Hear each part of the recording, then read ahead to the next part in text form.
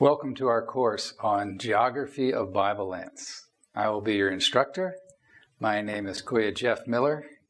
I spent a year in Israel in 1982, 1983, and just found my experience there to be a great educational experience. Enjoyed it so much. I have very fond memories of the place, not the least of which is I met my future wife there while I was studying in Israel. You may be thinking, does this course include a field trip to Israel? Well, I wish I could say that was true, but we're going to do the very next best thing, and that is instead of taking you to Israel, we're going to bring Israel to you. And you're going to see some things that the average tour person doesn't see. And certainly doesn't see it in a context that will enable the viewer to understand what they're seeing.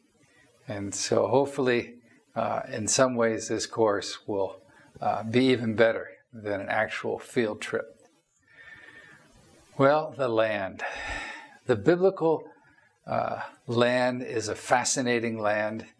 It's quite small, but it's very diverse. In terms of temperature, there's hot places, cold places. In terms of rainfall, some places get a pretty substantial amount of rain, and other places are very, very dry. In some places, the land is quite fertile. In other places, virtually nothing will grow. In terms of elevation, high and low places, Israel has a mountain that's so high, it has snow on it year-round. But it also has the lowest place, the lowest valley on the face of the earth. And that place is extremely dry and hot. Well, the biblical writers assume that their readers are familiar with the land of Israel. They're writing to their Jewish brothers for the most part, and they all grew up there, so they assume that the reader knows about these places. But unfortunately, you and I didn't grow up in the land of Israel. So we have to kind of go the extra mile, so to speak, to learn about this land so that we can understand the message that the authors conveyed to their original audience.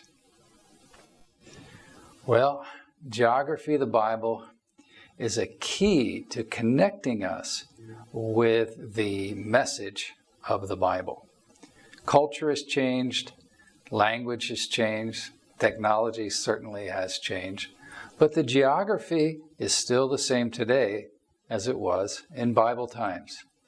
The mountains, valleys, and lakes are all still in the same place.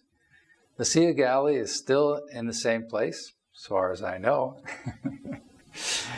We're going to look at a concept called geographic determinism. What do I mean by that phrase? Well, the geography of the Bible greatly influences the events of the Bible. For instance, why did the Israelites settle up in the hill country while the Philistines settled down on the coastal plain? Why was the city of Megiddo considered so important that armies would fight to control it over a span of 1,000 years or more? Well, we're going to be looking at the answers to these questions and others in our course, Geography of Bible Lands. Let's journey together.